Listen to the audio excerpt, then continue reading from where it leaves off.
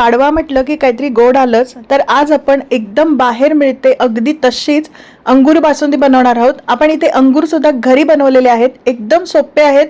बरेच काही टिप्स सांगितल्या आहेत। रेसिपी शेवटपर्यंत नक्की बघा। आवडली तर चॅनलला नक्की सबस्क्राइब करायला विसरू नका। नमस्कार, मी अंतरा। स्वाद अंतराचा मध्ये तुमचं स्वागत आहे। बासुंदी तर आपण नेहमीच बनवतो, पण आज आपण पाडवा विशेष अंगूर बासुंदी बनवणार आहोत। आपण इथे अंगूर सुद्धा घरी बनवलेले आहेत। अंगूर बनवताना बऱ्याच काही टिप्स सांगितल्या आहेत, त्या टिप्स तुम्ही नक्की फॉलो करा, म्हणजे तुमचे सुद्धा अंगूर अगदी बाहेरच्या सारखे एकदम सॉफ्ट आणि स्पॉन्जी बनतील। तर हीच अंगूर बासुंदी बनवण्यासाठी आपला व्हिडिओ शेवटपर्यंत बघत राहा। व्हिडिओ कुठे स्किप करू नका आणि आपल्या चॅनलवर नवीन असाल तर आपल्या चॅनलला नक्की सबस्क्राइब करायला विसरू नका। तर चला आपण रेसिपीला सुरुवात करूया। तर इथे मी साधारणतः 1.5 लिटर हे गाईचं दूध घेतलेलं आहे। आता आपण सुरुवातीला अंगूर बनवणार आहोत, जे आपल्या बासुंदीला लागणार आहेत। तर अंगूर बनवण्यासाठी शक्यतो गाईचं दूधच वापरलं जातं, कारण गाईच्या दुधाला जी मलाई येते ना ती एकदम पातळ असते, त्यामुळे आपले जे अंगूर बनतील ते एकदम सॉफ्ट बनतील। त्या कारणासाठी शक्यतो गाईचं दूधच वापरलं जातं। बेंगॉली स्वीट्स बनवताना शक्यतो गाईचं दूध वापरलं जातं, तेच फाडून आपल्याला अंगूर बनवायचे आहेत। तर आता आपण अंगूर बनवायला सुरुवात करणार आहोत, पण त्याच्यासाठी आपण इथे दूध हे तापवत ठेवलेलं आहे। आपल्याला हे दूध आहे ना हे फाडून घ्यायचंय, म्हणजेच नासवून घ्यायचंय। तर आता आपण एक दूध हे चांगलं गरम करून घेऊया आणि मग याला आपण फाडून घेऊया, म्हणजेच नासवून घेऊया। आपल्या इथे अंगूर बनवण्यासाठी जे दूध तापत ठेवलेलं हे चांगलं वरती आलेलं आहे, म्हणजे व्यवस्थित तापलेलं आहे।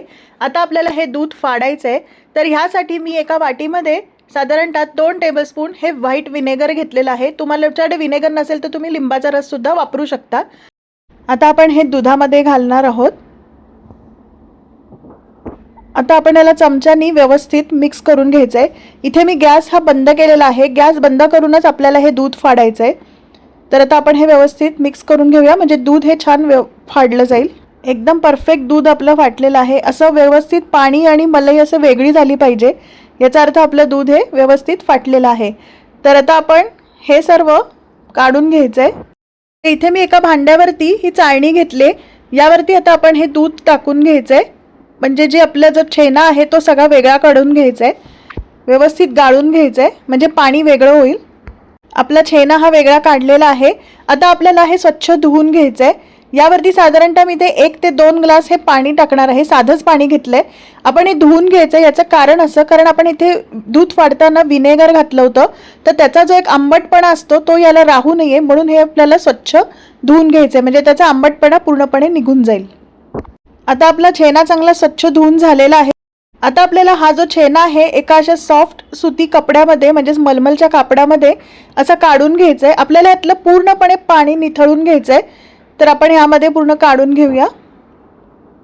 आपलं काढून झालेलं आहे। आता आपल्याला हा व्यवस्थित मोकळा करून घ्यायचंय, म्हणजे गाठी काढून घ्यायच्यात। आपण याला आता व्यवस्थित असं पिळून घ्यायचंय, म्हणजे ह्याच्यात जे काही थोडंफार पाणी राहिलं असेल ते खाली या भांड्यामध्ये पडलं जाईल। तर आता आपण घट्ट पिळून घेऊया। आपलं पिळून झालेलं आहे। आपण आता छेना हा काढून घेऊया। आता आपण हे जे बांधलेलं छेना आहे हा असाच ठेवणार आहोत, म्हणजे अजून काही थोडंसं शिल्लक राहिलं असेल तर पाणी हे निथळून जाईल।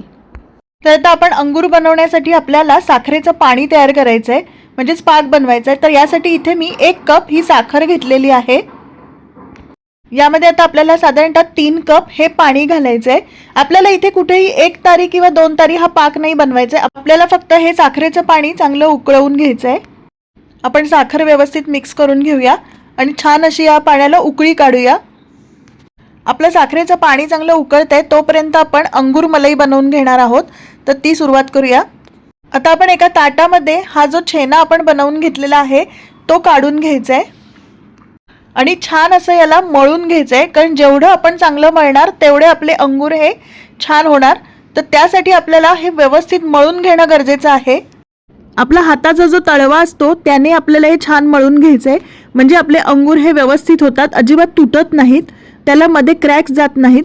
कारण अंगूर जर व्यवस्थित बनले नाहीत, त्याला जर क्रॅक्स गेले तर ते आपले साखरेच्या पाण्यामध्ये फुटू शकतात, त्यामुळे हे व्यवस्थित मळणं खूप गरजेचं आहे। तर आता आपण याला व्यवस्थित मळून घेऊया। साधारणतः 4 ते 5 मिनिटं आपल्याला असंच मळायचं आहे, म्हणजे काय होईल, आपले अंगूर एकदम सॉफ्ट होतील, त्याला अजिबात क्रॅक्स जाणार नाहीत। ही टिप्स नक्की लक्षात ठेवा। हे बघा आपलं छान असं मळून झालेलं आहे। याला असा एक चिकटपणा आलेला आहे, म्हणजे एकदम परफेक्ट झालेलं आहे. ह्याला परफेक्ट बाइंडिंग येणं खूप गरजेचं आहे. असा एकदम चिकटपणा येणं गरजेचं आहे. एकदम परफेक्ट झालेलं आहे. तर आता आपलं हे रेडी झालंय. आता आपण याचे अंगूर बनवायला सुरुवात करूया. तर इथे आपण अगदी छोट्या आकाराचे अंगूर बनवणार आहोत. साधारणतः आपली जी गोटी असते छोटी त्या आकाराचे छोटे छोटे अंगूर बनवणार आहोत. कारण जेव्हा आपण हे साखरेच्या पाण्यात टाकणार तेव्हा ते मोठे होणार. तर त्यासाठी अगदी लहान आकाराचे करायचे आहेत. पण जर तुम्हाला मोठे हवे असेल तर करू शकता. हे बघा किती मस्त अंगूर झाले, बघताय तुम्ही, एकदम सॉफ्ट झाले, कुठेही याला क्रॅक गेलेले नाही आहेत, अगदी परफेक्ट अंगूर झालेले आहेत. तर असंच आता आपण बाकीचे सुद्धा अंगूर बनवून घेणार आहोत. तर आपण ते तयार करूया. हे बघा आपले छोटे छोटे अंगूर मस्त तयार झालेत, एकदम परफेक्ट झालेत, दिसतात पण एकदम छान, कुठेही याला क्रॅक गेलेला नाहीये. तर आता आपण जे साखरेचं पाणी तयार केलेलं आहे त्यामध्ये आपण हे टाकून घेणार आहोत. आपलं पाणी चांगलं उकळलेलं आहे. यामध्ये आता आपण सुरुवातीला एक अंगूर टाकणार आहोत. अगदी अलगदपणे टाकायचं आहे. हे बघा आपला अंगूर कुठेही फुटला नाही, याचा अर्थ आपले परफेक्ट अंगूर झालेले आहेत. आणि अगदी हळूवारपणे आपण यामध्ये एक एक करून असे अंगूर घालणार आहोत.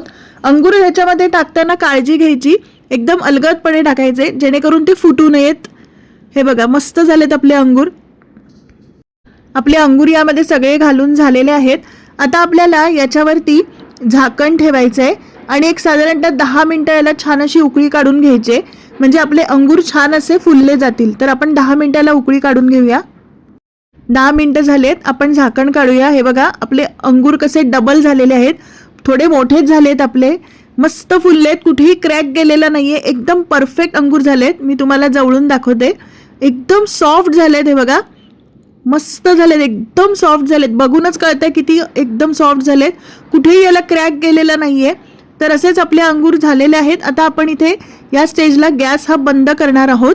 आपले अंगूर झालेले आहेत. तर इथे मी अंगूर हे काढून घेतलेले आहेत. आता आपल्याला हे पूर्णपणे थंड करायचे आहेत आणि मग हे आपल्याला पिळून आपल्याला बासुंदीमध्ये टाकायचे आहेत. तर आता आपण हे थंड झाल्यावर पिळून घेऊया. आपले अंगूर इथे थंड झालेले आहेत. हे बघा काय सॉफ्ट झालेत, बघताय तुम्ही. अशा प्रकारे आता आपल्याला पिळून घ्यायचे आहेत. एकदम मऊ झालेत. हे बघा परफेक्ट झालेत, याला कुठेही क्रॅक गेलेला नाहीये. तर आता आपण असेच बाकीचे अंगूर सुद्धा पिळून घेऊया, एकदम लुसलुशीत झालेत. आता आपण असेच बाकीचे अंगूर सुद्धा पिळून घेऊया, म्हणजे त्यातलं पाणी काढून घेऊया. हे बघा मस्त झालेत ना. हे बघा आपले इथे मस्त असे अंगूर मलई रेडी झालेत, एकदम सॉफ्ट झालेत. कारण आपली जेव्हा बासुंदी होईल त्यामध्ये आपल्याला हे अंगूर सोडायचे आहेत.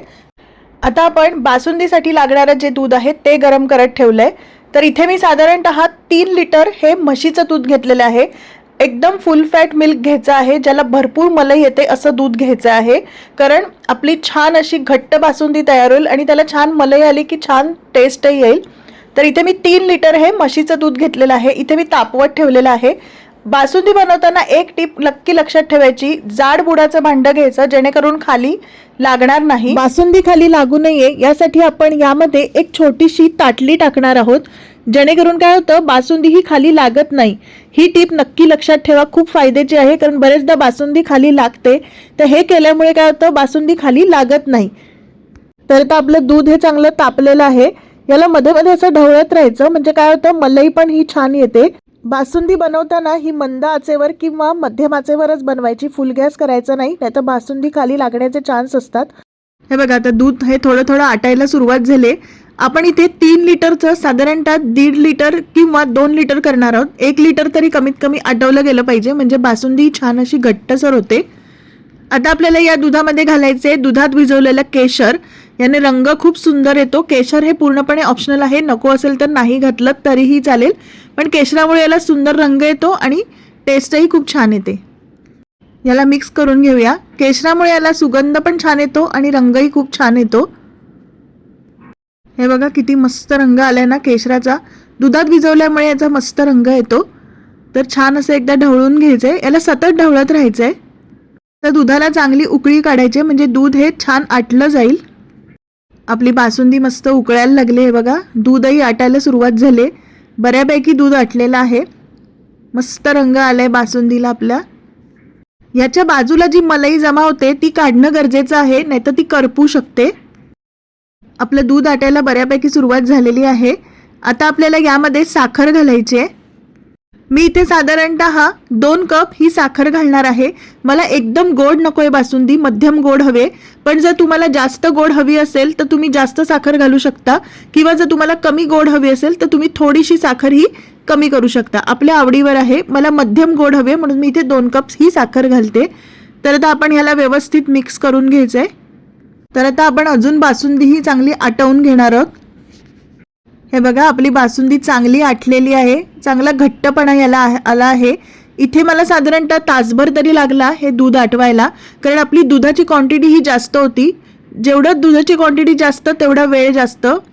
तर आता आपल्याला यामध्ये हे जे अंगूर बनवलेत हे आपल्याला यामध्ये घालायचे आहेत। अगदी सगळ्यात शेवटी घालायचे आहेत, तुम्ही आधीच घालून उकळवत राहिलात तर ते अंगूर पुन्हा तुटू शकतात आणि एकदम गोळा होऊ शकतो। तर आता आपल्याला एकदा अलगद हाताने याला मिक्स करून घ्यायचंय। यामध्ये आता आपण ड्रायफ्रुट्सचे तुकडे घालणार आहोत। इथे मी काजू, बदाम, पिस्ता असे घेतले, तुम्ही आपल्या आवडीवर काही घेऊ शकता। व्यवस्थित मिक्स करून घ्यायचंय, अगदी अलगद हाताने मिक्स करायचंय। यामध्ये घालणार आहोत वेलची पावडर चवीनुसार, जायफळ पावडर चवीनुसार। याला मिक्स करून घेऊया। बासुंदी म्हटलं की वेलची आणि जायफळ आलीच, पण जर कोणाला आवडत नसेल तर नाही घातलं तरीही चालेल। तर आता आपलं दूध हे छान असं आटलेलं आहे, चांगलं घट्ट झालंय। एक छान अशी एकदा उकळी काढूया आणि मग आपली बासुंदी तयार। हे बघा, आपली बासुंदी तयार झालेली आहे। इथे मी गॅस हा बंद केलेला आहे। मस्त झाले अंगूर बासुंदी। हे बघा, अंगूर एकदम मस्त मुरले गेलेत, छान दिसतायत, एकदम झालेत पण सॉफ्ट, एकदम बाहेरच्या सारखी आपली अंगूर बासुंदी झाले। रंगही परफेक्ट आलेला आहे। ज्या काही टिप्स सांगितल्यात त्या टिप्स नक्की फॉलो करा, खरंच तुमची सुद्धा अंगुरी बासुंदी एकदम मस्त होईल। आणि जर तुम्ही बनवलीत अंगूर बासुंदी तर तुमची कशी झाली ते मला कमेंटमध्ये नक्की सांगा। तर आपली रेसिपी कशी वाटली हे मला कमेंटमध्ये नक्की सांगा। एकदम मस्त झालेत आपले अंगूर। रेसिपी आवडली तर जास्तीत जास्त लाईक करा, शेअर करा। चॅनलवर नवीन असाल तर आपल्या चॅनलला नक्की सबस्क्राईब करायला विसरू नका। तर आपली इथे अंगूर बासुंदी ही तयार झालेली आहे।